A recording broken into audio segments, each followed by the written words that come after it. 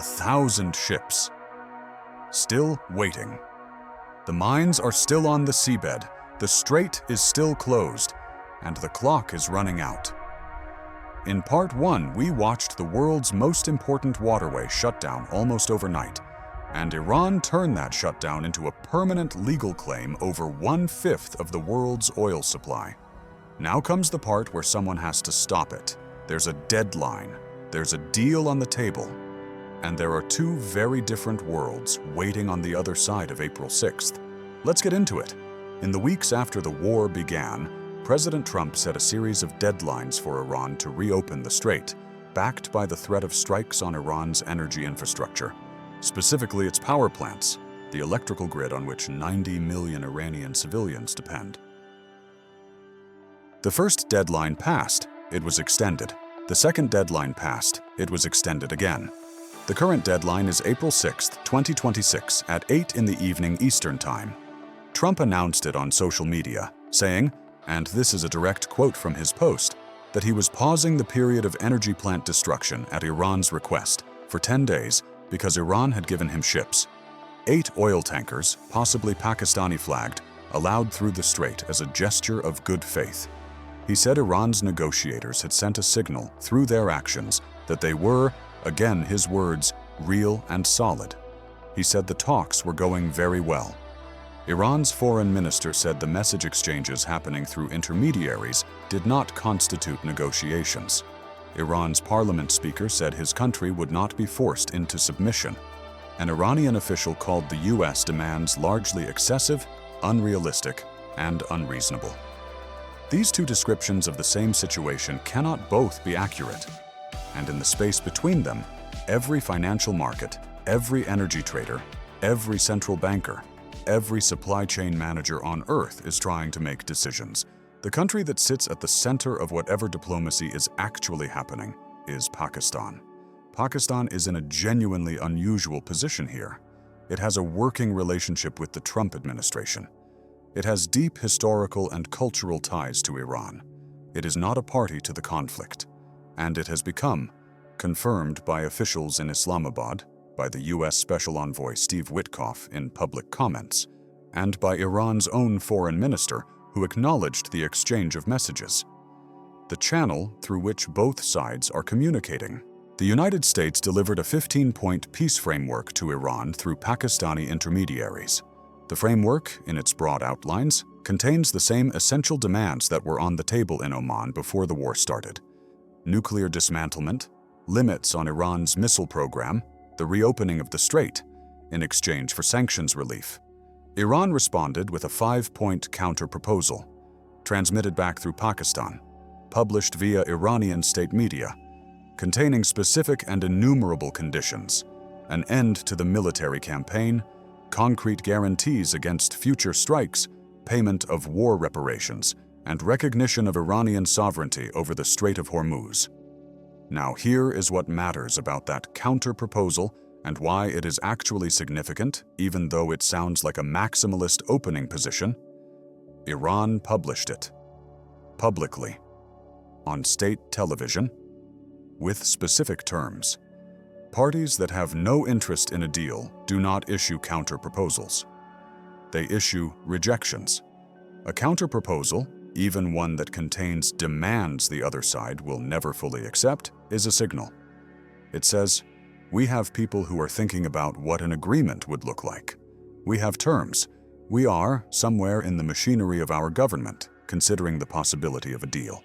Alongside Pakistan, Egypt, Turkey, and several other regional powers are in constant diplomatic contact, their foreign ministers on daily calls, each contributing to what one diplomat described as an intensive effort to organize direct talks between American and Iranian envoys, possibly on Pakistani soil, possibly in the next few days. The intermediaries are working. Whether they are working fast enough is the question. While they work, the economic damage continues to accumulate. And this is the part of the story that will outlast the headlines, outlast the deadline, outlast even the ceasefire when it eventually comes. Because economic damage from a supply shock of this scale does not simply reverse when the political situation resolves. It leaves marks. In Europe, the European Central Bank has already abandoned its planned schedule of interest rate reductions. Rate cuts that were supposed to provide relief to households and businesses carrying debt from the post-pandemic inflation period, postponed indefinitely because cutting rates while energy-driven inflation is surging would be economically irresponsible. The ECB has raised its inflation forecast. UK inflation is projected to breach 5%. Germany, the industrial heart of Europe, the economy most dependent on affordable energy inputs for its chemical, steel, and manufacturing sectors, is watching companies impose surcharges of up to 30% on their customers to cover surging energy costs. Across Asia, the picture is different, but no less serious. Japan, South Korea, and China, which together import more than half of the oil that normally flows through Hormuz, are drawing down strategic reserves at rates that cannot be sustained indefinitely. They are negotiating emergency supply arrangements with Russia, with African producers, with anyone who can fill the gap. The price premiums they are paying for this alternative supply are significant and are feeding through into their industrial costs and, eventually, into the prices of the goods they export to the rest of the world. In global financial markets, the stress is visible in almost every asset class. Gold, traditionally the investment that people turn to when they are frightened about the stability of the financial system, has reached record highs, trading above $4,600 per ounce. The S&P 500, the broadest measure of American corporate value, is down approximately 7% since the war began. Bond markets are selling off, which reflects, among other things, concern about inflation returning in force and about the scale of U.S. military spending required to sustain operations that have already cost an estimated $18 billion. With a Pentagon request for a further $200 billion now on the table.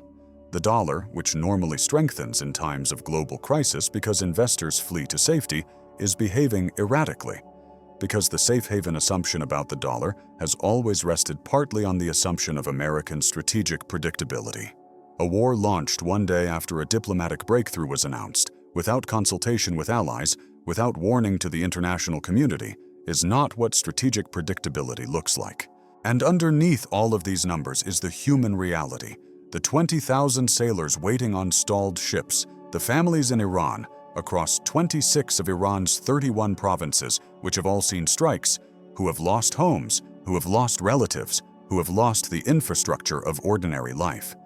The more than 170 people, most of them schoolgirls, killed in a single strike on an elementary school in the city of Mandeb. The patients in the 18 hospitals and medical facilities that have been hit. The 90 million Iranians who could lose electricity if the April 6th deadline passes without a deal. These are not abstractions, these are people. So we arrive at the question that everything in this story has been building toward. What happens next? There are two paths forward from April 6th. And they lead to very different worlds. In the first path, the diplomacy works. Pakistan's intermediaries succeed in bridging the gap between the 15-point American framework and the 5-point Iranian counter-proposal. The specific terms may not be everything either side wanted. They rarely are in deals struck under pressure between adversaries, with bombs still falling. But an agreement is reached. A ceasefire is announced. The U.S. pauses its military campaign. Iran signals a willingness to allow commercial shipping to resume. The strait does not immediately reopen. Remember the mines, the insurance concerns, the caution of captains and shipping companies who have watched vessels get struck for the past 30 days. But it begins, slowly and carefully, to move toward normalcy. The IEA's emergency reserves continue to cushion the market while the physical infrastructure of global energy supply gradually reconnects. Oil prices fall from their war premium. The European Central Bank returns to its rate-cutting schedule. Supply chains, which have been reconfigured around the closure, begin to reconfigure back. The world that emerges from this path is not the world of February 26th. It cannot be. The supreme leader is dead. Iran has a new leadership, Khamenei's son, who stepped into a role no one expected him to occupy this soon, leading a country simultaneously under bombardment shaken by the largest internal protests since 1979 and required to negotiate the terms of its survival while its cities are burning. The geopolitical landscape of the Middle East has been fundamentally altered. The trust between the United States and its allies, many of whom were not consulted before the strikes began, has been damaged in ways that will take years to repair. But the global economy survives. Damaged, more expensive, more fragile than it was, but recognizably itself. In the second path, April 6th passes without a deal. The deadline, extended twice, is not extended a third time. The United States begins striking Iran's power plants. 90 million people lose electricity. Iran, which has promised to retaliate in kind against the Gulf's critical infrastructure if its civilian infrastructure is attacked, strikes the region's desalination plants, the plants that produce the drinking water on which tens of millions of people in Kuwait, Qatar, Bahrain, the UAE, and Saudi Arabia depend. Not oil infrastructure, water. In this path, the Houthis in Yemen, who have been watching this conflict, who reached a prior ceasefire with the US in 2025 over Red Sea shipping attacks, and who have already begun launching missiles toward Israel in the final days of March, enter the conflict fully. They move to close the Bab el-Mandeb Strait, the choke point at the southern end of the Red Sea, through which a significant portion of global container shipping normally passes. If that happens, both of the world's critical maritime energy and trade corridors close simultaneously. The Strait of Hormuz and the Bab el-Mandeb, the Persian Gulf exit and the Red Sea gateway. The two narrow passages through which an enormous share of global trade and energy flows. Both gone. No economic model has ever been stress-tested against that scenario. The IEA's strategic reserves were not designed for it. The global supply chain has no contingency for it. The rerouting of shipping around the Cape of Good Hope, adding weeks and enormous cost to every voyage, cannot absorb that volume of traffic at that speed. The economic consequences in that path are genuinely uncharted. Not bad in a way that can be quantified and managed. Bad in a way that has never happened before, and that, once begun, would be extremely difficult to stop. The world has stood at crossroads like this before, though never at quite this specific intersection.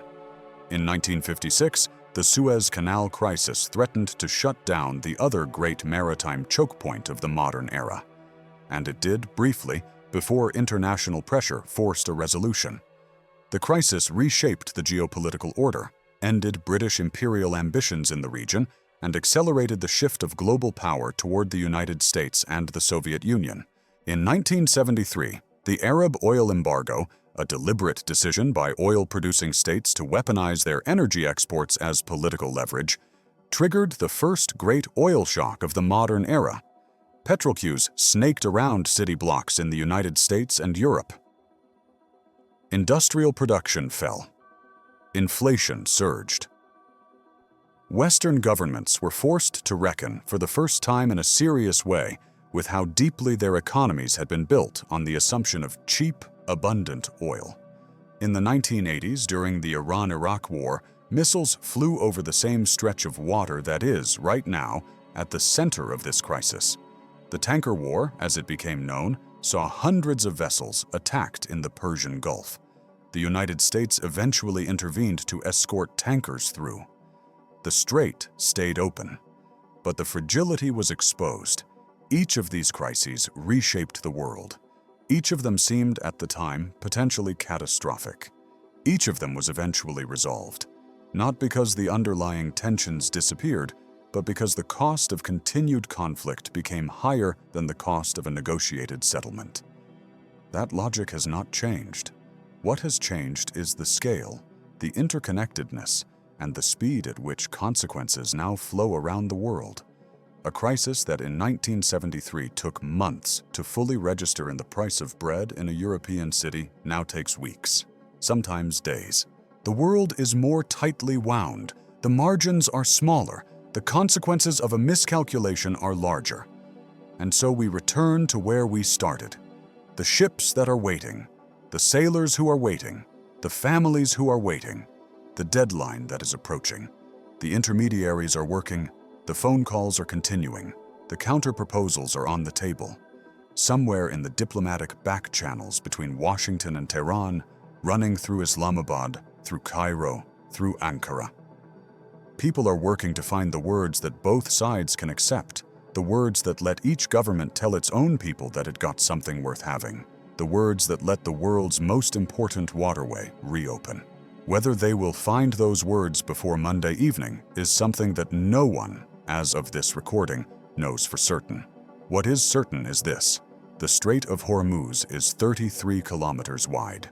Through it, in normal times, flows 1/5 of the world's oil and a significant fraction of its natural gas. For decades, the world built its energy systems, its industrial supply chains, its economic assumptions on the belief that this corridor would always be open. That belief has now been tested in the most direct way possible. And whatever happens in the next few days, the world will not forget this lesson. The fragility was always there. We just chose not to look at it. Now we have no choice. The clock is running. The world is watching. And somewhere between Iran and Oman, 1,000 ships are still sitting in the water, waiting for the answer.